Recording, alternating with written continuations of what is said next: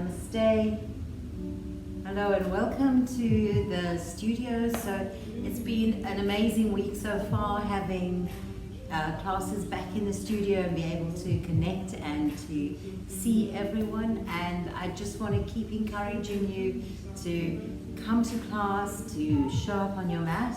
We have all the safety protocols in place, so there's social distancing, markers on the floor of where to sit, we have our hand sanitizers, and it's a safe environment. There's only 10 students per class, so do come back and do just join in this beautiful energy. And if you've been in my class this week, you've probably heard the story, and I've been sharing it because it just is a really important time for us now to remember who we are within. And the story goes like this. In 1957, there was a monastery in Thailand that needed to be moved. So the monks decided to move this whole monastery.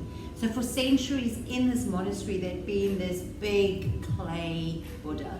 Not the most attractive of Buddhas, but rather large clay Buddha. And people used to love to come and just sit in the space and meditate and worship. And what happened was they needed to move, so they carefully moved this clay Buddha, this huge clay Buddha.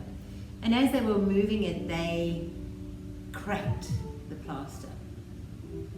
And the monks were quite concerned about this, and they went to investigate. And the one monk took his fine light and he shone the light, and what gleamed back at him was pure gold.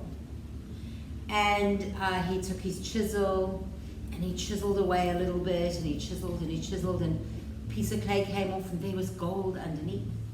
And so they began to move the plaster and move the clay away, and what they revealed was pure gold Buddha, the largest pure gold Buddha that there is. But the monks, they were concerned. They were like, how did this happen? Why did we not know that there was this beautiful gold Buddha inside this clay Buddha?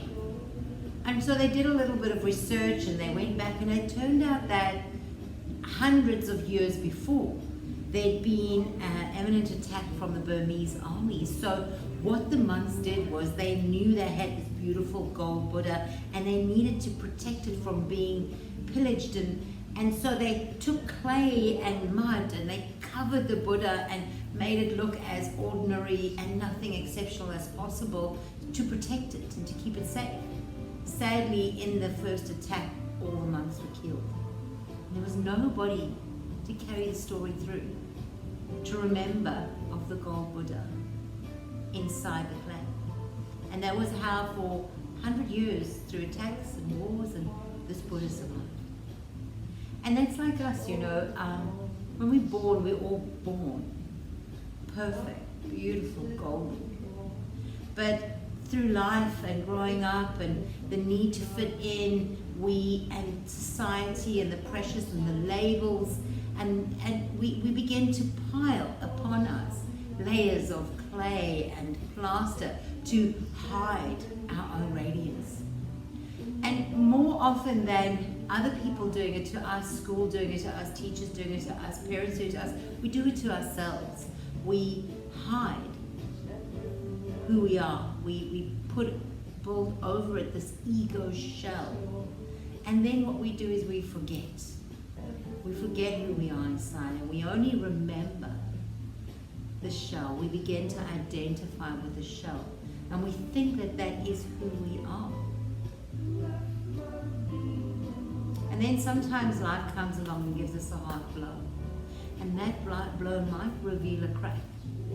And we look in the crack and we see, there's something more there. Or perhaps we have this innate knowing, this innate longing for knowing that we are more, that there is more within us than just this outer shell. And we begin the quest, we begin the path, the journey of uncovering our true selves. And it's work. It's not easy. We have to chip away, we have to chisel away the old thoughts, the old beliefs, the constraints that we hold around ourselves.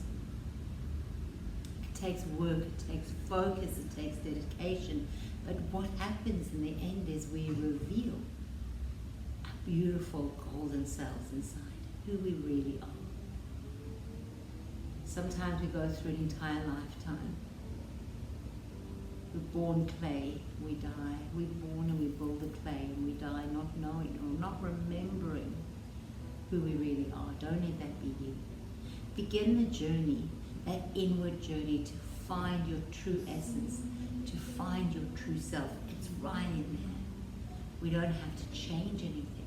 We just have to remove. Like Rumi says, it's not about seeking out love. It's about seeking out within you the barriers you've built to stop you from experiencing love.